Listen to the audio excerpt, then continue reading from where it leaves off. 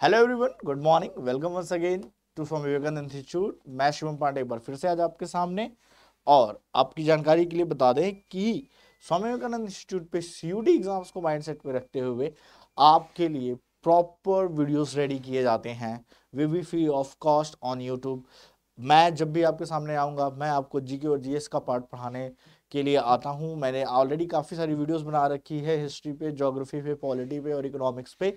आप उसको जाइए, देखिए कैसे चीज़ों को कितना पढ़ना है, कितना नहीं पढ़ना है, किस लेवल का पढ़ना है। देखिए प्रॉब्लम क्या है, मैं आपको बता दूं कि जब सीयूटी एग्जाम्स की आप प्रिपरेशन की बात करते हैं ना, तो इसमें बहुत ज़्यादा डेप्थ नहीं है, एक लिमिट है, क्योंकि बच्चा 12th पास है ना। कोई ऐसा तो नहीं ग्रेजुएशन करके आया और एसएससी की एग्जाम दे रहा है। तो 12th पास बच्चे की लिमिट तक चेक की जाती है, तो उतनी ज़्यादा डेप्थ नहीं, कुछ कॉमन और जनरल चीज़ें पूछी जाती हैं जो कि बेसिकली एनसीईआरटी में मेंशंस होती हैं, जो आप ऑलरेडी पढ़ के आए हैं। इकोनॉमिक्स की बात करें तो आप 11th-12th में पढ़ते हो, कुछ बच्चे इकोनॉमिक्स का सब्जेक्ट भी नहीं होता, तो उनको परेशान नहीं होना है। मैंने जो वीडियोस बनाए हैं वो आपको इकोनॉमिक्स पे काफ़ी हेल्पफुल होने वाले हैं। आपका इकोनॉमिक्स बैकग्राउंड हो या ना हो, है तो आपका डोमेन सब्जेक्ट भी रिवाइज हो जाएगा। आज जो आप पढ़ने वाले हैं वो भी अपने आप में एक बहुत इंपॉर्टेंट टॉपिक है। आप सबको पता है कि किसी भी एग्जाम में, आज नहीं फ्यूचर में भी कोई एग्जाम देंगे तो इकोनॉमिक्स से नेशनल इनकम का टॉपिक बहुत ज़्यादा आता है। इसी के साथ आप जीडीपी वगैरह सुनते रहते हैं, कई बार ये जनरल टर्म्स आपके माइंड में आते हैं और आप सोचते हो कि ये है क्या। तो आज हम इस लेक्चर में बहुत अच्छे से समझने वाले हैं कि जीडीपी क्या है, एनएनपी क्या है, नेशनल इनकम क्या होता है, कैसे कैलकुलेट करते हैं, किस तरह से सवाल आएंगे, किस तरह से आप उसको सॉल्व करोगे। तो इस लेक्चर के बाद आपको नेशनल इनकम में कोई प्रॉब्लम नहीं होने वाली है। लेकिन उसके लिए आपको क्या करना है, थोड़ा ध्यान से मेरे साथ देखना है। इसमें कुछ की टर्म होंगे जिसको आपको समझना पड़ेगा, और अगर आपको समझना है तो हो सकता है वीडियो को रिवाइंड करके देखें। कैसे देखें, बट थोड़ा सा पेशेंस के साथ आप रहेंगे ना तो काम हो जाएगा। तो चलिए स्टार्ट करते हैं नेशनल इनकम को। पहले जैसा नाम है वैसा ही काम आपको लगेगा। भाई नेशनल इनकम का क्या मतलब, एक होती है आपकी इनकम और एक होती है पूरे देश की इनकम, कि भाई पूरे नेशन में कितनी इनकम आ रही है, क्या है भाई नेशन की कमाई क्या है। नेशनल इनकम से फायदा क्या होता है भाई, देखिए नेशनल इनकम की बात की जाए तो नेशनल इनकम ही डिटरमाइन करता है। अगर किसी कंट्री की नेशनल इनकम अच्छी है तो माना जाएगा कि उस यहाँ वहाँ के लोगों की पर पर पर्सन इनकम भी ज़्यादा होगी। अगर पर पर्सन इनकम ज़्यादा होगी तो मतलब कंट्री डेवलप्ड है, वहाँ पे फैसिलिटीज़ अच्छी है, लोगों की इनकम अच्छी है। इस तरह से आपका वर्ल्ड लेवल में कंट्रीज वाइज इंडेक्स में भी हम हायर आते हैं। तो नेशनल इनकम का अच्छा होना, अच्छा एक तरह से कहते हैं गुड इंडिकेशन माना जाता है कि कंट्री कितना अच्छा वर्क कर रही है। तो नेशनल इनकम में आता क्या भाई, नेशन के अंदर पब्लिक जो भी गुड्स और सर्विसेज एक फिजिकल ईयर में, वन फिजिकल ईयर। अब फिजिकल ईयर जिनको नहीं पता उनको पता होगा कि एक फाइनेंशियल ईयर होता है भाई, अप्रैल से स्टार्ट होता है, 1 अप्रैल से 31 मार्च तक का हमारा फाइनेंशियल ईयर होता है। उसके बीच में जो भी आप गुड्स और सर्विसेज जनरेट करते हो, इसके बीच में आप जो भी गुड्स एंड सर्विसेज, गुड्स का मतलब कोई भी सामान, भाई सामान कुछ भी हो सकता है, खाने पीने से लेके कपड़े पहनने तक के कुछ भी सामान है तो है। फिनिश गुड्स, याद रखिएगा, फिनिश गुड्स दो तरह के हो जाते हैं, एक इंटरमीडिएट गुड्स होते हैं, एक फिनिश गुड्स होते हैं। भाई फिनिश गुड्स की बात यहाँ पे की जाती है। फिनिश की क्यों बात की जाती है, जो बन के रेडी हो, जो क्या हो, बन के रेडी हो बिकने के लिए। ऐसे समझिए, ऐसा नहीं कि माल इन प्रोसेस, फैक्ट्री में बड़ा माल जो प्रोसेसिंग में है उसको नहीं। फिनिश गुड्स एंड सर्विसेज का मतलब जैसे मैं आपको टीच कर रहा हूँ, ये सर्विस हो गई, बैंकिंग सेक्टर हो गया, कम्युनिकेशन सेक्टर हो गया, जिसे सर्विस सेक्टर ही कहते हैं। सेक्टर्स को मैं आज समझा ही दूंगा आपको अच्छे से। तो इस तरह से गुड्स और सर्विसेज तीनों सेक्टर में, कितने सेक्टर होते हैं भाई, सिर्फ 3 सेक्टर होते हैं। कौन से, primary, secondary and territory. Primary, secondary and territory sector कहते हैं। टेरिटरी सेक्टर को बेसिकली कई बार लोग टर्सरी सेक्टर को सर्विस सेक्टर के नाम से भी कहते हैं, ठीक है। तो कंफ्यूज नहीं होना है, एक ही बात है। प्राइमरी सेक्टर में क्या आता है, प्राइमरी सेक्टर में जो रॉ मटेरियल मिलता है, जो नेचर से हमें रॉ मटेरियल मिलता है, उसी को हम कहते हैं प्राइमरी सेक्टर। जैसे कि एग्रीकल्चर हो गया, फिशिंग हो गई, कोल मिला, क्रूड ऑयल मिला, ये सारा क्या है बेटा, ये सारा रॉ मटेरियल है। तो सिंपली नेचर से मिला हुआ रॉ मटेरियल और उससे होने वाला बिजनेस, वो किस में आएगा, प्राइमरी सेक्टर में। भाई रॉ मटेरियल किससे मिलता है आपको, नेचर से मिलता है। किससे मिलता है, नेचर से मिलता है। अब इस पे बेस्ड कोई भी बिजनेस हो, जैसे कि अगर आप एग्रीकल्चर करते हैं तो एग्रीकल्चर भी क्या है भाई, एग्रीकल्चर से मिले हुए सारे प्रोडक्ट क्या होते हैं, एक तरह से रॉ मटेरियल की तरह यूज किए जाते हैं। वीट से आटा बनाते हैं, राइस से पता नहीं क्या नूडल्स वगैरह पापड़ वगैरह सब कुछ बनता है, ठीक है, तो रॉ मटेरियल की तरह यूज हुआ। इसी तरह से मैंने बोला कि क्रूड ऑयल, क्रूड ऑयल अपने आप में क्या है भाई, क्रूड ऑयल जो निकालते हैं वो प्राइमरी सेक्टर का काम है। जब क्रूड ऑयल को रिफाइन किया जाएगा उसको, तो वो किस में आएगा, सेकेंडरी सेक्टर में आएगा, ठीक है।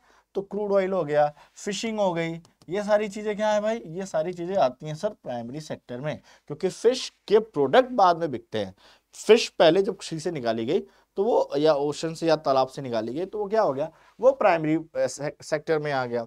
तो प्राइमरी सेक्टर का कंट्रीब्यूशन हमारी कंट्री में ठीक ठाक है, बहुत ज्यादा नहीं है बट ठीक ठाक है। ओके, सेकेंडरी सेक्टर की अगर आप बात करेंगे तो सेकेंडरी सेक्टर की बात करेंगे, इसमें काम होता है मैन्युफैक्चरिंग का। किसका, मैन्युफैक्चरिंग। मैन्युफैक्चरिंग का मतलब भाई देखिए, अब क्रूड ऑयल है, क्रूड ऑयल को डायरेक्ट यूज नहीं किया जा सकता, उसको क्या किया जाएगा, रिफाइन किया जाएगा। क्या किया जाएगा, रिफाइन किया जाएगा रिफाइनरी में।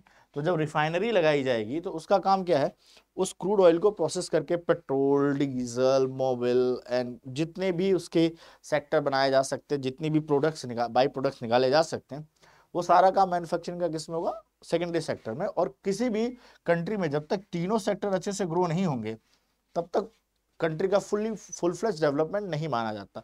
किसी एक सेक्टर को ज्यादा ग्रो कर लेने से सारे काम नहीं हो जाते। हमेशा बेसिकली तीनों सेक्टर को अगर पैरेलल लेके चला जा सके तो कंट्री फुल फ्लेज डेवलप होती है। ऐसी बहुत सारी कंट्री मिलेंगी जहाँ पे कोई एक सेक्टर बहुत ज्यादा डेवलप है। सर्विस सेक्टर सबसे ज्यादा डेवलप माने जाते हैं कई सारी कंट्री में। कुछ कंट्रीज प्राइमरी और सेकेंडरी में बहुत ज्यादा रोल प्ले करती हैं, ठीक है। तो मैन्युफैक्चरिंग, जो भी फैक्ट्रीज लगती हैं, किसी भी तरह की फैक्ट्री अगर आपने देखी जहां मैन्युफैक्चरिंग का काम हो रहा है, ठीक है। एग्रीकल्चर में भाई जो भी प्रोडक्ट होते हैं उसको जब फिनिश गुड्स में कन्वर्ट करने के लिए लाते हैं तो यही रॉ मटेरियल आता है मैन्युफैक्चरिंग में।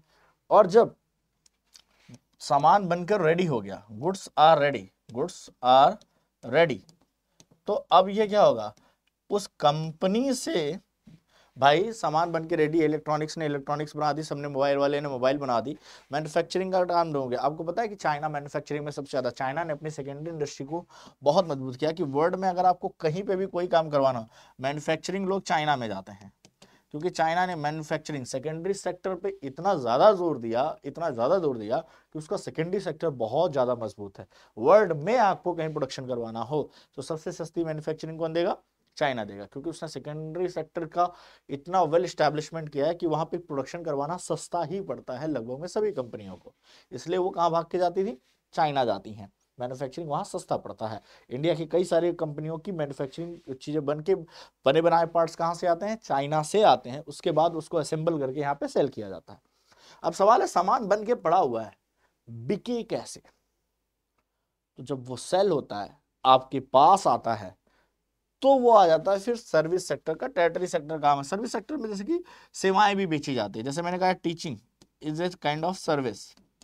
जितने भी सिविल सर्वेंट्स होते हैं वो भी किस में आते हैं, सर्विस सेक्टर में आते हैं।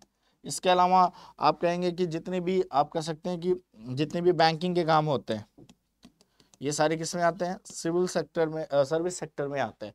मतलब कि जो भी सेवाएं देने का काम है वो बेसिकली सर्विस सेक्टर में। सबसे ज्यादा जॉब कहाँ क्रिएट होती है, सर्विस सेक्टर में। कहाँ पे क्रिएट होती है सबसे ज्यादा जॉब, सर्विस सेक्टर में। आप ध्यान से देखिए, सिटी में काम करने वाले मैक्सिमम लोग, कुछ लोग जो इंडस्ट्रीज में काम करते हैं वो मैन्युफैक्चरिंग सेकेंडरी में काम करते हैं। गांव में मैक्सिमम लोग किस में जाते हैं, प्राइमरी में जाते हैं, ठीक है। लेकिन सिटी अर्बन पॉपुलेशन सबसे ज्यादा कहाँ काम करती है बेटा, टेरिटरी सेक्टर में काम करती है, सर्विस सेक्टर में काम करती है। तो आई थिंक आपको ये चीज समझ में आ गई होगी कि प्राइमरी, सेकेंडरी और टेरिटरी में क्या फर्क है, ठीक है। इंडिया की इकोनॉमी कैसी है, तो इंडिया एग्रीकल्चरल इकोनॉमी तो बिल्कुल नहीं रही। इंडिया की इकोनॉमी प्राइमरी सेक्टर की तो नहीं रही, क्योंकि किसी भी कंट्री की इकोनॉमी में जो भी 50% से ज्यादा कंट्रीब्यूट करता है, जो भी सेक्टर 50% से ज्यादा कंट्रीब्यूट करता है, उसकी इकोनॉमी उसके हिसाब से मानी जाती है। इंडिया की अगर बात करें तो इंडिया में जो टर्शरी सर्विस सेक्टर है, टेरिटरी सेक्टर है, ये 50% प्लस का कंट्रीब्यूशन देता है। बाकी 50 में एग्रीकल्चर और मैन्युफैक्चरिंग दोनों आ जाते हैं। तो आप समझ सकते हैं कि इंडिया एक टेरिटरी सेक्टर इकोनॉमी है जहाँ पे सर्विस सेक्टर ज्यादा बड़ा है rather than primary and secondary. Secondary को भी काफी बढ़ाया गया, प्राइमरी का लेवल बहुत ज्यादा खास नहीं हुआ है।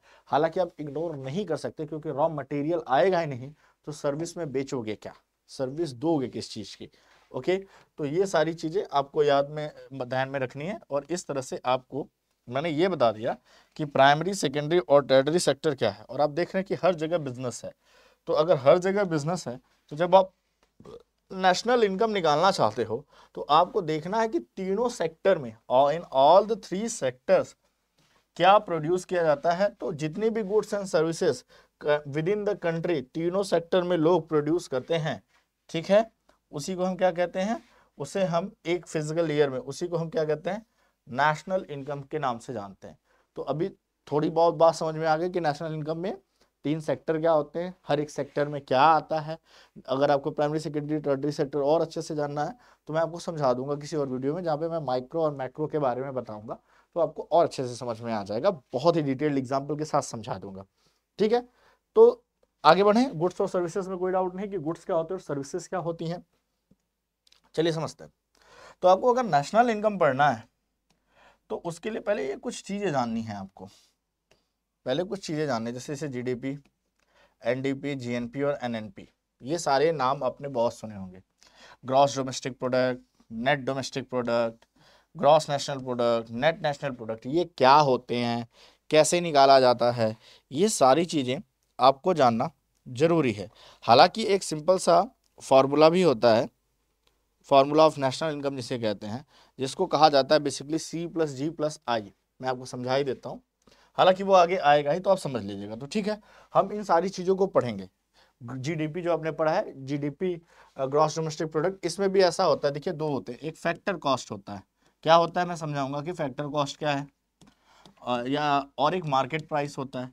तो फैक्टर कॉस्ट और मार्केट प्राइस में क्या फर्क होता है, जीडीपी एट फैक्टर कॉस्ट क्या है, मार्केट प्राइस क्या है, ये सारी चीजें आज समझने वाले हैं बड़े डिटेल वे में। तो वीडियो में बनी रहेगा, चीजें आपके लिए बहुत ज्यादा आसान होने वाली हैं। तो हम वन बाई वन सबको डिस्कस करते हैं कि जीडीपी पहले क्या होती है, ठीक है, फैक्टर कॉस्ट क्या होता है, पहले ये समझ लीजिए। फैक्टर कॉस्ट की बात की जाए तो जब कोई भी गुड्स या सर्विसेज प्रोड्यूस की जाती हैं, कोई भी चीज की मैन्युफैक्चरिंग की जाती है, तो बेसिकली उसमें दो चीजें लगती हैं, ठीक है। दो चीजें क्या है, जैसे कि बात करें जीडीपी की, तो मान लीजिए अगर किसी भी चीज का प्राइस, कोई भी चीज बनाना चाहते हो तो उसमें क्या लगते हैं, फैक्टर में क्या लगेंगे, लेबर, भाई लेबर लगेगा, लेबर तो आप लगाएंगे लगाएंगे। इसके अलावा इसमें क्या लगेगा, कैपिटल लगेगा, भाई कुछ पैसे लगते हैं हमारे पास। किसी भी चीज की मैन्युफैक्चरिंग के लिए कुछ फिक्स कैपिटल होगा, कुछ इंडस्ट्री है भाई, कारखाना है आपका, तो कारखाने में कौन काम कर रहा है, लेबर प्लस मशीन, मशीन पे वर्कर्स, तो वही वो लेबर हो गया प्लस उस मशीन कैसी है, कैपिटल है आपकी, फिक्स कैपिटल है, और कुछ उसको जो पेमेंट करते हो वो वर्किंग कैपिटल में लेबर्स के लिए आ गई। इन दोनों को मिला के मान लो भाई कि आप लेबर दे रहे हो 40 रुपीज, ओके, और 60 रुपीज का कैपिटल है, तो 40 + 60 100 रुपीज आपकी क्या आ गई भाई, 100 रुपीज उसको बनाने में कॉस्ट आ गई। और ये कैसी कॉस्ट है, ये फैक्टर कॉस्ट है। ये क्या है बेटा, फैक्टर कॉस्ट है। ये इतना तो पैसा लगना ही लगना है। अब किसी चीज को जब आप मार्केट प्राइस पे लेके जाना चाहते हो, ठीक है, तो कैसे आपको आगे बढ़ने को मिलेगा कि भाई अब आप क्या करोगे, ये आपने लगाया है 100 रुपीज, तो क्या आप 100 रुपीज में बेचोगे, आप कहोगे नहीं मैं इस पे 10 रुपीज प्रॉफिट लूंगा, 10 रुपीज क्या लूंगा, प्रॉफिट लूंगा। तो अब इसकी कॉस्ट कितनी है 110, बट रुको, अभी आप ऐसे से बेच नहीं सकते, अभी तो ये बन रहा है, ठीक है। इस पे गवर्नमेंट क्या लगती है, पहले तो कॉर्पोरेशन टैक्स लगाएगी, मैन्युफैक्चरिंग टैक्स लगा देगी, तो इसमें बहुत सारे क्या लगेंगे, टैक्सेस लगेंगे, क्या लगेंगे, टैक्स लगाएगी गवर्नमेंट, कहेगी कि रुको भाई इस पे हम लगाएंगे पहले टैक्स, इस पे लगा दिया 20 रुपीज का टैक्स। अब ये कितने का हो गया, ये हो गया भाई 130 रुपीज का। तो आप कहोगे सामान बहुत महंगा हो गया है, इतना सामान महंगा हो गया है, बिकेगा कैसे, कंज्यूमर तो खरीदेगा नहीं। तो गवर्नमेंट कहती है चलो कुछ नहीं, हम तुम्हें सब्सिडी दे देते हैं, कि चलो हम कुछ अपनी तरफ से पैसा देते हैं, तुम्हारा सामान सस्ता कर देते हैं। तो गवर्नमेंट क्या करेगी, इसमें से माइनस कर देगी सब्सिडी, इसमें क्या करेगी, सब्सिडी दे देगी 10 रुपीज की। तो फाइनली आपका प्रोडक्ट कितने में हो गया, 130 - 10 120। अब ये क्या है, ये मार्केट प्राइस है। ये क्या है कि मार्केट में आपका सामान कितने रुपीज में गया, 120 रुपए में गया, बना कितने में था, 100 रुपए में था, ठीक है। तो आप कह सकते हैं कि जब जीडीपी की बात करेंगे तो जीडीपी बोला गया कि एक साल के अंदर, एक फिजिकल ईयर के अंदर, फाइनेंशियल ईयर के अंदर जितने भी गुड्स और सर्विसेज को प्रोड्यूस किया गया उसे कहा गया जीडीपी। और जब आप बात करेंगे जीडीपी एट फैक्टर कॉस्ट की, तो उसमें आप कहेंगे कि भाई जीडीपी एंड फैक्टर कॉस्ट में क्या होता है। जीडीपी एट फैक्टर कॉस्ट अगर आपको निकालना है तो आप कहोगे जीडीपी एट एफसी अगर आपको चाहिए तो आप कहोगे इसमें क्या करोगे, इसमें आप टैक्स ऐड करोगे। क्या ऐड करोगे बेटा, टैक्स ऐड करोगे और सब्सिडी माइनस कर दोगे। क्या कर दोगे, जीडीपी एट फैक्टर कॉस्ट पे टैक्स ऐड करो, सब्सिडी माइनस करो, तो आपको क्या मिलेगा, जीडीपी एट मार्केट प्राइस। तो दो तरह की जीडीपी आप ऐसे भी निकालते हो कि जितना एक साल में प्रोड्यूस हुआ है उसकी फैक्टर कॉस्ट पे क्या जीडीपी है, as well as market price पे क्या जीडीपी है। तो मार्केट प्राइस पे जो उसकी जीडीपी होगी वो क्या होगा, आप जो गवर्नमेंट ने टैक्स लगाया है वो ऐड कर दो भाई। आपका जितना कॉस्ट आई, आपने जो प्रॉफिट रखा उसके बाद आपने क्या लगाया, उस पे गवर्नमेंट ने टैक्स लगा दिया, कोई बात नहीं, हो गया। लेकिन प्रोडक्ट ज़्यादा महंगा हो गया तो गवर्नमेंट सब्सिडी दे देती है। तो सब्सिडी घटाने के बाद चलिए इन चीज़ों को और डिटेल में पढ़ते हैं। आइए, तो पहली बात है कि इंपॉर्टेंस ऑफ नेशनल इनकम क्या है, नेशनल इनकम की इंपॉर्टेंस क्या है। तो आप कहोगे ये बताता है स्टैंडर्ड ऑफ लिविंग, कि भाई कंट्री के लोगों की स्टैंडर्ड ऑफ लिविंग कैसी है। अगर नेशनल इनकम हायर है तो वो आपकी स्टैंडर्ड ऑफ लिविंग को बताएगा। उसके बाद ये बताता है इकोनॉमिक पॉलिसी, कि उस कंट्री की इकोनॉमिक पॉलिसी कैसी है, क्या वो अच्छी है। अगर अच्छी होगी तो जीडीपी हायर होगी। और इसका मतलब क्या है कि लोगों के मतलब किस तरह के टैक्सेस लगाए जा रहे हैं, क्या पॉलिसी जो गवर्नमेंट बना रही है वो सक्सेसफुल है या नहीं है, नहीं है तो क्या प्रॉब्लम है। ये सारी चीज़ों का कैलकुलेशन हम इस वे में करते हैं। इसके अलावा आपको क्या बताएगा, इसके अलावा आपको पता चलेगा कि वहाँ की चीज़ों की प्राइसेस क्या हैं। क्या भाई डिमांड और सप्लाई में सब है, क्या इन्फ्लेशन है, बहुत ज़्यादा महंगाई है, या डिफ्लेशन है, बहुत ज़्यादा मंदी है, कहीं सप्लाई और डिमांड में बहुत ज़्यादा गैप तो नहीं है। ये सब जीडीपी की ग्रोथ रेट बता देती है। प्राइसेस बहुत ज़्यादा हाई हैं या लोअर हैं, डिमांड और सप्लाई का गैप कैसा है, जो मांग है उतनी आपूर्ति है कि नहीं है, कहीं ऐसा तो नहीं मांग बहुत ज़्यादा है आपूर्ति है ही नहीं तो सामान का रेट बढ़ गया। तो ये सारी चीज़ें आप यहाँ पे देखते हैं कि ये हमारी जीडीपी के बारे से, नेशनल इनकम से हमें पता चल जाता है। तो जीडीपी का फुल फॉर्म पहले समझ लीजिए भाई, कहा जाता है ग्रॉस डोमेस्टिक प्रोडक्ट। क्या कहा गया, इसे हिंदी में कहते हैं सकल घरेलू उत्पाद। ग्रॉस का मतलब यही होता है कि भाई सबको जोड़ के निकाला जाता है, ग्रॉस डोमेस्टिक प्रोडक्ट। ग्रॉस का मतलब होता है टोटल, कुल, या हिंदी में सकल। डोमेस्टिक का मतलब है घरेलू, घर के अंदर मतलब कंट्री के अंदर। और प्रोडक्ट में क्या आते हैं, जो गुड्स और सर्विसेज हैं जो आपने बनाए हैं उसको कैलकुलेट किया जाता है प्रोडक्ट्स के अंदर। तो आई थिंक आपको यहाँ पे डाउट नहीं होगा कि जीडीपी का फुल फॉर्म क्या होता है, नेक्स्ट टाइम से याद रहेगा।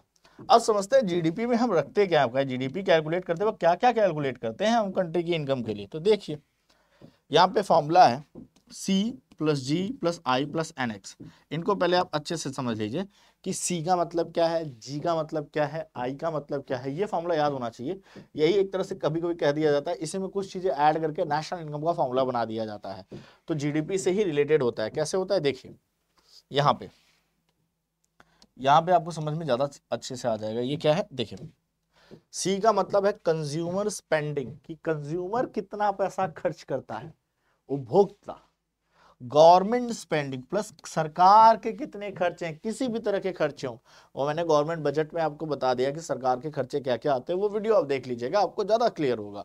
ठीक है, प्लस इन्वेस्टमेंट, भाई फॉरेन कंपनियां कितनी इन्वेस्टमेंट कर रही हैं, हमारी कंपनियों ने कितना इन्वेस्टमेंट किया है, ठीक है वो।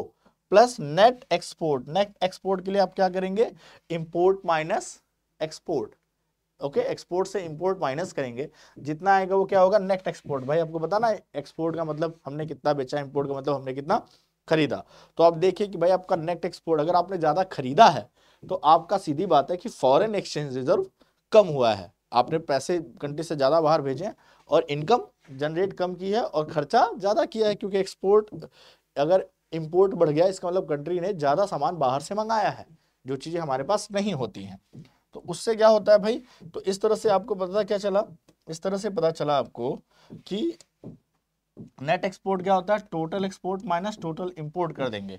तो इस तरह से फॉर्मूला आपका क्या मिल गया, C for consumer spending, G for government spending, I investment कितनी हो, एनएक्स का मतलब नेट एक्सपोर्ट। अगर ये चारों चीजों को जब आप ऐड करते हैं तो वो क्या बनाते हैं, ग्रॉस डोमेस्टिक प्रोडक्ट।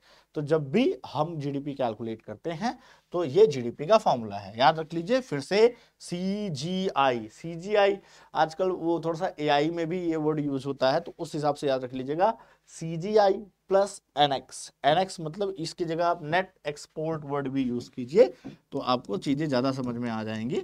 और जब भी नेट की बात की जाए तो वो माइनस करने पे निकाला जाता है, total export minus total import.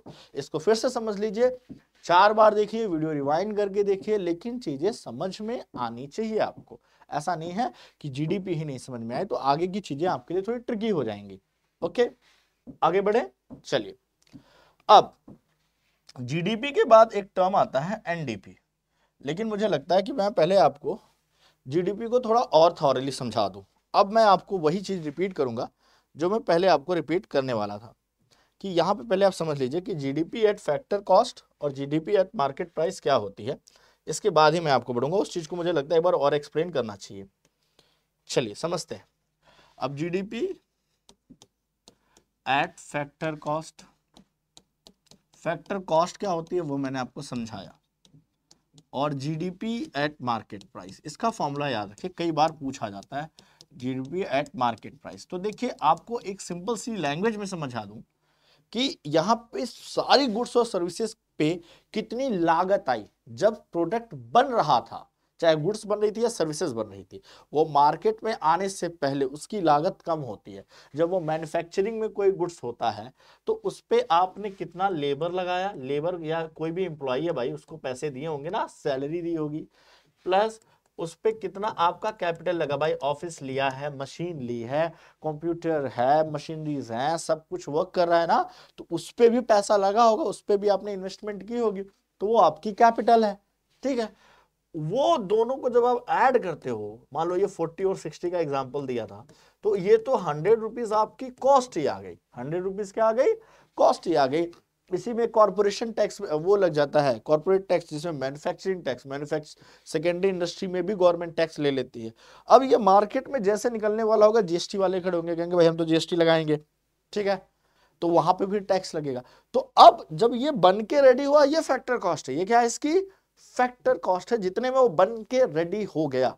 अगर आप केवल इस पे कैलकुलेट करना चाहते हैं जीडीपी एट फैक्टर कॉस्ट, कि हमने टोटल कितना ज्यादा गुड्स और सर्विसेज का उत्पादन किया है, कितने प्राइस का, तो अगर आप फैक्टर कॉस्ट पे कैलकुलेट करते हैं गवर्नमेंट के टैक्स और सब्सिडी को हटा के, तो अलग बात है। लेकिन अगर आपको मार्केट में लेके आना है तो मार्केट में आने से पहले गवर्नमेंट उस पर लगाएगी टैक्स। टैक्स लगाने से, अगर गवर्नमेंट ने हैवी टैक्स लगा दिए तो सामान महंगा हो गया। अब सामान महंगा हो गया और डेली नीड की चीजें बिकी नहीं रही है, पब्लिक खरीद ही नहीं पा रही है, तो गवर्नमेंट कहती है अच्छा, तो कंपनी को कहती है चलो भाई हम सब्सिडी देते हैं अपने साइड से। सब्सिडी का क्या मतलब होता है कि जो उसकी एक्चुअल वैल्यू है टैक्स लगाने के बाद, उस पर गवर्नमेंट कहती है कि चलो 10% की छूट देते हैं, सब्सिडी मतलब वही घुमा फिरा के टैक्स कम हो गया थोड़ा सा, गवर्नमेंट ने 10% छूट दे दी कि भाई हमारे पास थोड़ा सा पैसा कम आएगा, तो पब्लिक उसको खरीदती है, तो उसका प्राइस क्या होता है, गिर जाता है। तो उसमें क्या हुआ, मैंने आपको फिर से समझाया था कि जीडीपी एट फैक्टर कॉस्ट, तो आप कहोगे जीडीपी एट मार्केट प्राइस का फॉर्मूला क्या हुआ, आप कहोगे GDP at factor cost. Factor cost में आप क्या ऐड कर दो बेटा, टैक्स ऐड कर दो, और क्या माइनस कर दो, सब्सिडी माइनस कर दो। उसके बाद जो वैल्यू आई वो क्या आ गई बेटा आपकी, जैसे मान लो किसी चीज की फैक्टर कॉस्ट 200 रुपए है, कितनी है, 200 रुपए, बनाने में इसको 200 रुपए लग गए, फिर गवर्नमेंट ने इस पे क्या लगा दिया, गवर्नमेंट ने लगा दिया 30 रुपीज का टैक्स, भाव बढ़ गया 230, भाई पब्लिक खरीद नहीं पा रही थी, तो गवर्नमेंट ने कहा चलो सब्सिडी देते हैं 20 रुपीज की, तो इसकी फाइनल कॉस्ट कितनी हो गई, 210। इसी को कहते हैं जीडीपी एट मार्केट प्राइस। तो जीडीपी एट मार्केट प्राइस का फॉर्मूला क्या होगा, जीडीपी फैक्टर कॉस्ट, मतलब उस सारे सामान को बनाने में जितना एग्जैक्ट खर्चा लगा प्लस गवर्नमेंट ने जितना टैक्स लगाया, और टैक्स में से क्या कर दिया, टैक्स कैसे होते हैं, डायरेक्ट इनडायरेक्ट टैक्सेस होते हैं, तो वो ठीक है, और उसमें से सब्सिडी माइनस कर दी। और इसी टर्म को याद रखिएगा, टैक्स माइनस सब्सिडी को ही कहा जाता है नेट इनडायरेक्ट टैक्स। ये आएगा, अभी ये टर्म कहीं ना कहीं आएगा, तो कंफ्यूज मत होइएगा। नेट इनडायरेक्ट टैक्स मतलब भाई सीधी बात है, तुम टैक्स लगा रहे हो, फिर सब्सिडी दे रहे हो, घटा रहे हो, अंत में 10 रुपए तो सरकार ले ही रही है ना। तो इसको सीधे टर्म में कह दो नेट इनडायरेक्ट टैक्स, कि भाई टोटल कितना लगा, उसमें नेट इनडायरेक्ट टैक्स मतलब तुमने सब्सिडी लगाया, टैक्स लगाया, घटाया बढ़ाया, वो सारी बात खत्म करके सीधे बोलेंगे नेट इनडायरेक्ट टैक्स। एंटी बोल देते हैं, नेट इनडायरेक्ट टैक्स को एंटी बोला जाता है। भाई एंटी आपके सामने आए, आपको माइंड में रख लेना है कि यहाँ पे टैक्स जोड़ के सब्सिडी घटा दी गई है और उसके बाद जो वैल्यू आई है। अब इस पे जब कैलकुलेट करते हैं सारे गुड्स और सर्विसेज का वैल्यू, तो उसी को कहते हैं जीडीपी एट मार्केट प्राइस। फिर से याद रखिए, जीडीपी एट मार्केट प्राइस पे क्या होगा, उसकी फैक्टर कॉस्ट में टैक्स ऐड करना, सब्सिडी माइनस करना, टैक्स ऐड करना, सब्सिडी माइनस करना, टैक्स से सब्सिडी माइनस होती है, उसे नेट इनडायरेक्ट टैक्स कहते हैं। ठीक है, यहां पे अगर आपको डाउट हो गया तो दिक्कत हो, तो इसको आप समझ लीजिए GDP at factor cost plus tax minus subsidy, यही होगी। अगर आपको इतना समझ में आ गया है तो हम एनडीपी पे चलेंगे, क्योंकि अब जीडीपी से ही एनडीपी रिलेटेड है। ठीक है, चलिए समझते हैं। एनडीपी को कहते हैं नेट डोमेस्टिक प्रोडक्ट। अच्छा सर, अभी जीडीपी तो निकाला, ग्रॉस डोमेस्टिक प्रोडक्ट, तो यहाँ पे फर्क क्या है, देखिए ये जीडीपी है, आराम से समझिएगा, और ये एनडीपी है, तो फर्क क्या है, डीपी डीपी तो सेम है, केवल जी से एन पे आए हैं। जब भी आपको एनडीपी का फॉर्मूला पूछ दे तो आपको याद रखना है, अरे जीडीपी और एनडीपी, जी और एन में एक वर्ड का फर्क है और एक चीज का केवल फर्क है, आपका फटाक से आंसर आ जाएगा। कैसे, देखिए भाई नेट डोमेस्टिक प्रोडक्ट में देखिए, जब गुड्स और सर्विसेज बनाई जाती हैं तो कुछ गुड्स होती हैं कैपिटल गुड्स। क्या होती हैं, कैपिटल गुड्स। कैपिटल गुड्स मतलब भाई जो किसी बिजनेस को चलाने के लिए यूज की गई हैं गुड्स, जैसे उसमें बिल्डिंग, ये बिल्डिंग हो गई, मशीन हो गई, कार वगैरह हो गई। अब ध्यान से देखिए, तो एक साल का कैलकुलेट किया जाता है, लेकिन क्या मान लीजिए कार आप निकलवा के लाते हैं और एक साल बाद आप उसको बेचना चाहते हैं, तो क्या सेम रेट पे बिकती है, नहीं बिकती है। उस पर क्या लगाते हैं लोग, डेप्रिसिएशन लगाते हैं, कहते हैं भाई कार घिस गई है, काम किया है, इसका इस पे डेप्रिसिएशन लगेगा और इसका रेट कम मिलेगा। ठीक है, तो जब वो एक साल का कैलकुलेट किया जाता है, सारे गुड्स और गुड्स जितने भी प्रोड्यूस किए गए हैं, तो जितने भी कैपिटल गुड्स उस टाइम पे बने हैं वो यूज भी तो हुए हैं, और जब उनका यूज किया गया है तो उनकी जो कॉस्ट आपने जोड़ी थी जीडीपी में, जीडीपी में तो आपने उसकी पूरी कॉस्ट जोड़ ली जितनी उस टाइम पे थी। लेकिन अगर आपको एक्चुअल में जाना कि करंट में उसकी वैल्यू क्या है, तो आप कहोगे डेप्रिसिएशन माइनस करना पड़ेगा। तो जब आप कितना उसका यूज हो गया, अब करंट में उसकी वैल्यू क्या है, जब आप कैलकुलेट कर रहे हो, तो जब उसकी करंट वैल्यू आप निकालना चाहते हो तो आप क्या करते हो, डेप्रिसिएशन माइनस कर देते हो। तो जीडीपी से एनडीपी आने के लिए आपको केवल क्या करना है, डेप्रिसिएशन माइनस करना है। डेप्रिसिएशन क्या कर देना बेटा, माइनस करना है। तो आप एक सिंपल लैंग्वेज में समझ लो कि कैपिटल गुड्स पे क्या होता है, कैपिटल गुड्स पे डेप्रिसिएशन लगता है, जो जीडीपी के टाइम पे कैलकुलेट किया गया था, जो सामान उस टाइम पे हमने कैलकुलेट किया, अच्छा ये गुड्स बन गया, लेकिन साल भर में उसकी वैल्यू गिरी, तो कितनी वैल्यू गिरी उसी को क्या करते हो, डेप्रिसिएशन और कैपिटल गुड्स को माइनस कर दो। तो देखो डीपी सेम है, डीपी सेम है, आपको अगर जी से एन पे आना है, जी से एन पे आना है, जीडीपी से एनडीपी पे आना है, तो बस आपको एक डेप्रिसिएशन माइनस करना है। सिंपल सा फॉर्मूला है कि एनडीपी में क्या करते हैं आप भाई, एनडीपी पे आप करते हैं डोमेस्टिक ड्यूरिंग वन माइनस कर देते हैं। ठीक है, अब सवाल ये आता है कि एनडीपी को, और केवल मैं फिर से बता रहा हूं, यहां पे केवल फाइनल गुड्स को कंसीडर किया जाएगा। किसको किया जाएगा, फाइनल गुड्स को कंसीडर किया जाएगा। गुड्स में फाइनल गुड्स, फाइनल गुड्स जो बन के रेडी हैं, मैंने फिर से बोला अंडर प्रोसेस जो हैं, मैन्युफैक्चरिंग में कंपनी में पड़े बन के रेडी नहीं है, रॉ मटेरियल प्रोसेसिंग में, उनको नहीं, जो बन के रेडी हो गए हैं उन्हीं को हम लेते हैं, फाइनल गुड्स को लेते हैं। ठीक है, यहां तक कोई डाउट नहीं होना चाहिए। अब इसमें से हम क्या करते हैं, अब इसमें भी वही याद आ गया कि एनडीपी फैक्टर कॉस्ट क्या है सर, अगर मैं कहूं, फिर आ गया भाई एनडीपी एट फैक्टर कॉस्ट, तो परेशान नहीं होना है, बिल्कुल भी परेशान नहीं होना है कि एनडीपी एट फैक्टर कॉस्ट आ गया तो सर ये अब इसमें फैक्टर कॉस्ट में क्या करें। अभी मैंने आपको बताया है कि भाई फैक्टर कॉस्ट, किसी भी चीज की फैक्टर कॉस्ट पे अगर आपको निकालना है, जैसे मार्केट प्राइस निकालना होता तो क्या करते थे, टैक्स माइनस सब्सिडी। जैसे मैंने बोला था अभी पिछले स्लाइड में कि GDP at market price, market price पे निकालना था, तो आपने क्या किया था, आपने कहा था GDP at factor cost plus tax minus subsidy, minus subsidy, और मैंने बोला था इसी को कहते हैं net indirect taxes, net indirect taxes, NIT या एनटी भी आप कह सकते हैं। ठीक है, तो अब ध्यान से देखो, इसी का उल्टा कर दो। अब कह रहा है एनडीपी एट फैक्टर कॉस्ट पूछ रहा है, समझो एनडीपी एट फैक्टर कॉस्ट पूछ रहा है। यहाँ पे मार्केट प्राइस थी तो इसको फैक्टर कॉस्ट को यहाँ ऐड किया था। अब आपको क्या करना है भाई, इसी पूरे एनआईटी को क्या करोगे, माइनस कर दोगे, तो आप कहोगे एनडीपी एट फैक्टर कॉस्ट क्या होता है, उल्टा समझो, बस इसको उल्टा लेके जाना है। अब फॉर्मूले, जैसे इसी फॉर्मूले को मैं उल्टा करूं, इसी फॉर्मूले को, जैसे जीडीपी वाले फॉर्मूले को मैं उल्टा भी लिखूं तो वो कैसे आएगा, जैसे कि मैं कह दूं कि ये था जीडीपी एट मार्केट प्राइस था। अगर आपको जीडीपी एट फैक्टर प्राइस चाहिए, आपको ऐसे बोल दें जीडीपी एट फैक्टर कॉस्ट, तो आप क्या करते, आप कहते जीडीपी जो मार्केट प्राइस पे है, यहां टैक्स ऐड किया था, यहां पे टैक्स घटा देते हैं, और यहां पे सब्सिडी घटाई थी तो सब्सिडी क्या करते हैं, ऐड कर देते, सब्सिडी क्या करते हैं, ऐड कर देते, उल्टा कर देते। अगर मार्केट प्राइस पे पूछा है तो फैक्टर कॉस्ट में टैक्स घटा ऐड करते हैं, सब्सिडी माइनस करते हैं। और अगर वो फैक्टर कॉस्ट पे पूछता है तो ये वाला देखिए, बस ये वाला यहां आ गया और ये वाला यहां आ गया, तो जब ये इधर आएगा और ये इधर जाएगा तो सिंबल्स में चेंज होंगे, तो सिंबल्स में चेंज होंगे तो ये माइनस हो जाएगा और ये क्या हो जाएगा, प्लस हो जाएगा। इससे ज्यादा कुछ प्रॉब्लम नहीं रखनी है। तो आप फिलहाल इतना याद रखिए कि एनडीपी क्या होता है। एनडीपी निकालने के लिए अगर सिंपल एनडीपी पूछे तो आप कहेंगे जीडीपी माइनस डेप्रिशिएशन, क्या कहेंगे, जीडीपी माइनस डेप्रिशिएशन। और अगर आपको एनडीपी एट फैक्टर कॉस्ट पूछ दे तो सीधी बात करना है, आप कहोगे एनडीपी अगर नेट डोमेस्टिक प्रोडक्ट की जो भी मार्केट प्राइस है उससे आप NIT net indirect tax minus कर देंगे, मतलब टैक्स ऐड करके सब्सिडी माइनस करना, भाई जो भी आता है। तो बस इसको याद रखिए, फॉर्मूला आपका काम, आप फॉर्मूले पे फोकस कीजिए। NDP at factor cost equal to NDP at market price minus net indirect taxes, ठीक है। और एनडीपी निकालने के लिए जीडीपी से आप डेप्रिसिएशन माइनस करते हो, तो एन से जी पे आने के लिए डी माइनस कर दीजिए, डेप्रिसिएशन माइनस कर दीजिए। आई थिंक चीजें आपको क्लियर हो रही हैं, क्योंकि मैं आपको चीजों को बहुत थॉरो वे में समझाने की कोशिश कर रहा हूं ताकि कंफ्यूजन ना है।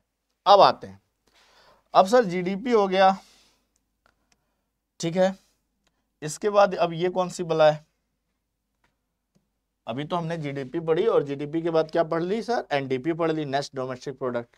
अब जीएनपी क्या है, नेट डोमेस्टिक प्रोडक्ट तो समझ में आ गया, अब जीएनपी क्या है, ग्रॉस नेशनल प्रोडक्ट क्या है। अभी हमने पढ़ा जीडीपी, क्या पढ़ा, जीडीपी, फिर क्या पढ़ा, एनडीपी। इसके बीच में डिफरेंस क्या देखा भाई, जीडीपी और एनडीपी के बीच में, जीडीपी और एनडीपी के बीच में इतना देखा कि बस माइनस क्या करना था, डेप्रिशिएशन, क्या माइनस करना था, डेप्रिशिएशन। जैसे माइनस किया जी से आ गए एन पे, कोई बात नहीं। अब आते हैं जीएनपी पे। अब ये जीडीपी ग्रॉस डोमेस्टिक प्रोडक्ट था, अब यहाँ पे नेशनल आ गया, कौन सा वर्ड आ गया, नेशनल, ग्रॉस नेशनल प्रोडक्ट।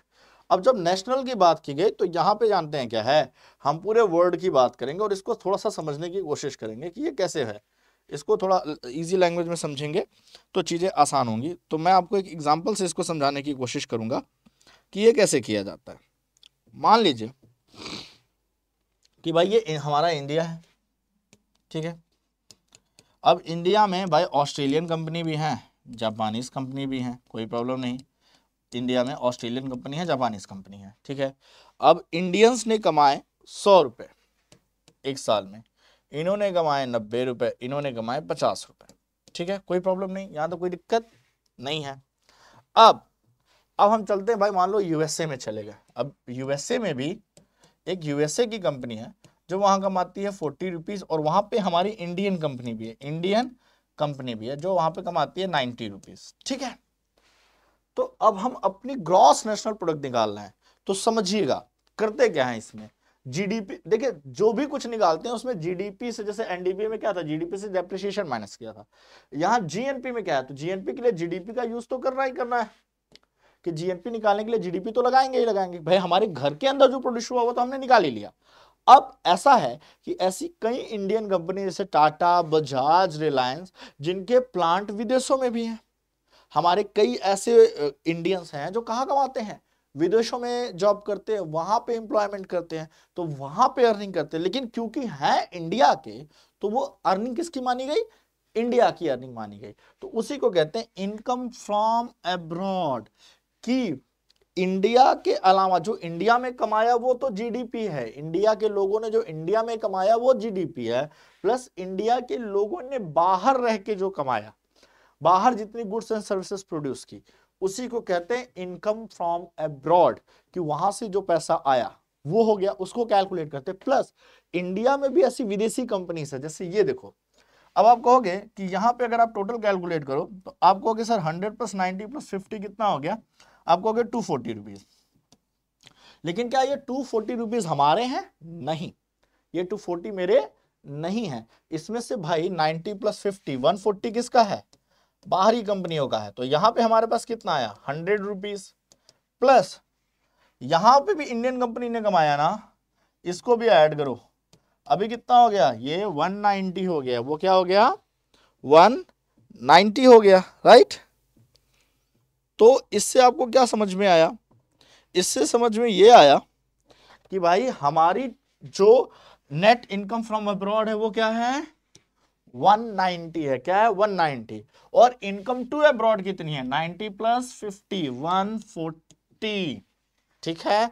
तो हम यहाँ पे 190 ऐड करेंगे, क्या करेंगे, हमारी जितनी भी इनकम अब्रॉड से आई है उसको ऐड करेंगे, और जितनी इनकम इंडिया से बाहर गई है अब्रॉड की कंपनियों की जो थी, जैसे जापान की कंपनीज हैं, अमेरिकन कंपनीज है, जर्मन कंपनीज है, इंडिया में है, तो वो जो इनकम जनरेट करके ले जाएंगे उसको माइनस करेंगे। तो जीडीपी में ऐड कितना किया आपने, फाइनली 50 रुपीज ऐड किया, समझ में आई बात। तो जब यही हमारी कंट्री के लोगों ने जो बाहर से पैसा कमा के लाया वो, और हमारी कंट्री में जिन्होंने बाहर के लोगों ने पैसा कमाया उसको माइनस करेंगे, क्योंकि भाई हम जब जीडीपी निकालते हैं तो उसमें क्या करते हैं, इंडिया के अंदर जो भी गुड्स एंड सर्विसेज प्रोड्यूस हुई, भले वो किसी बाहरी कंपनी ने की या घरेलू कंपनी ने की, वो नहीं देखते, ऐड कर लेते जीडीपी में। लेकिन हम चाहते हैं कि भाई हमें एग्जैक्ट पता चले कि हमारी ग्रॉस नेशनल प्रोडक्ट क्या है, क्योंकि वो तो पता चल गया कि बाहरी कंपनी ने बहुत ज्यादा प्रोडक्शन किया, लेकिन उसका पैसा तो बाहर जा रहा है ना भाई, वो सारा का सारा इंडिया में थोड़ी डाल रही है, कुछ परसेंटेज टैक्स दे रही है इंडिया में, बाकी तो सारा का सारा वो इंडिया से बाहर लेके जा रही है, तो उसको माइनस कर दो। अब आपको समझ में आ गया होगा जीएनपी क्या होती है, GDP plus income from abroad minus income to abroad.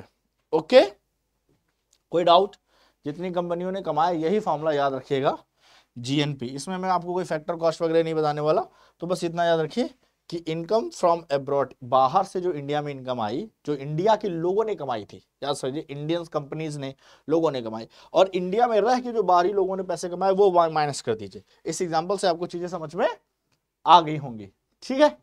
जैसे अमेरिका जब अपनी जीडीपी ऐड करेगा तो जीडीपी में वो भी कहेगा कि मेरी कंपनी ने 40 और इंडियन कंपनी ने 90 कमाई, तो मेरी हो गई 130, लेकिन जब वो अपनी जीएनपी निकालेगा तो जीएनपी में क्या करेगा 40 रुपीज ऐड करेगा, 90 माइनस करेगा, क्योंकि कहेगा ये तो इंडियन कंपनीज है, ठीक है। तो यहां से चीजें आपको समझ में आ गई होंगी।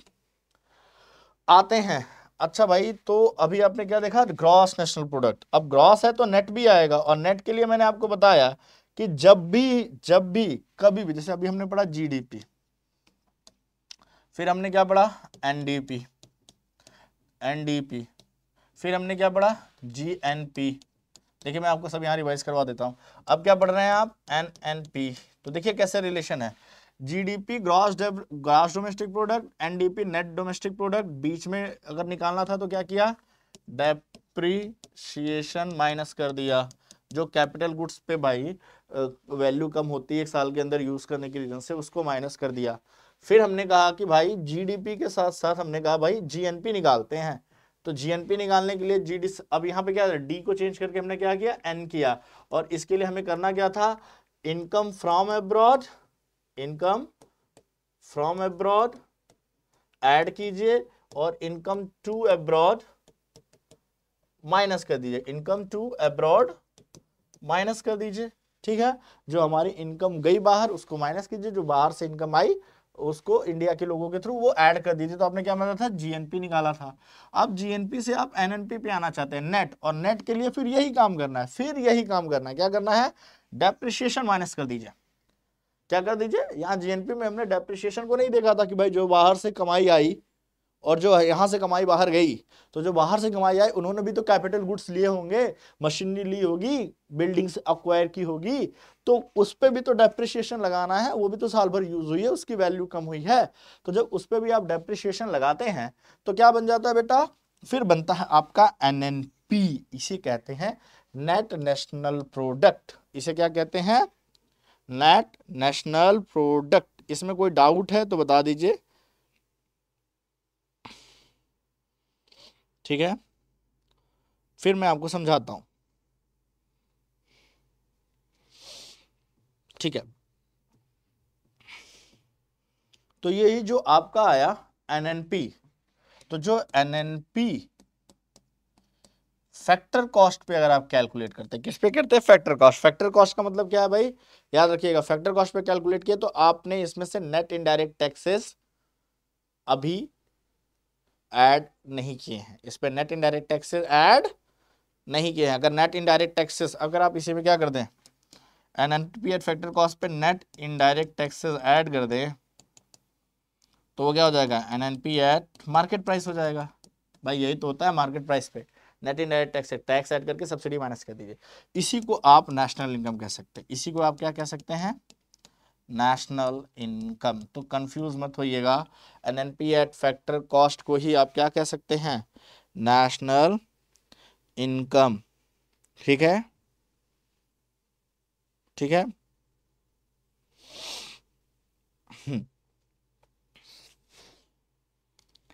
आई थिंक इसके साथ,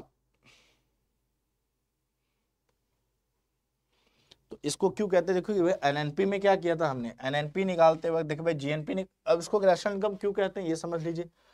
तो भाई जीएनपी निकालते वक्त हमने उस सबको कैलकुलेट कर लिया था जो इंडिया के हैं और बाहर रह के पैसे कमाते हैं, या इंडियन की कंपनी बाहर करती हैं, तो इंडिया को तो जीडीपी में कैलकुलेट किया, तो जीडीपी में तो बाहर वाले भी आ गए थे, तो उनको माइनस कर दिया जो बाहर की थी, और इंडिया के लोग जो बाहर के थे उनको ऐड कर लिया, तो हमने जीएनपी निकाल लिया। तो ये हुआ भाई नहीं नहीं अभी हिसाब बराबर नहीं है, अभी कुछ और घटाओ। क्यों, क्योंकि इसमें तो डेप्रिसिएशन है, तो हमने डिप्रिसिएशन माइनस कर दिया, डेप्रिसिएशन माइनस कर दिया तो एनएनपी आ गया। अब एनएनपी को मार्केट प्राइस पे अगर कैलकुलेट करते तो भाई उसमें टैक्स और सब्सिडी आती है, तो वो नेट वैल्यू नहीं बताती, इसलिए जो एनएनपी एट फैक्टर कॉस्ट है उसी को नेशनल इनकम कहते हैं। ठीक है, तो एनएनपी एट फैक्टर कॉस्ट को हम क्या कहते हैं, नेशनल इनकम। क्या कहते हैं बेटा, नेशनल इनकम। अब फॉर्मूला ऑफ नेशनल इनकम लिखना है तो लिख लीजिए, अब फॉर्मूला ऑफ नेशनल इनकम लिख लीजिए।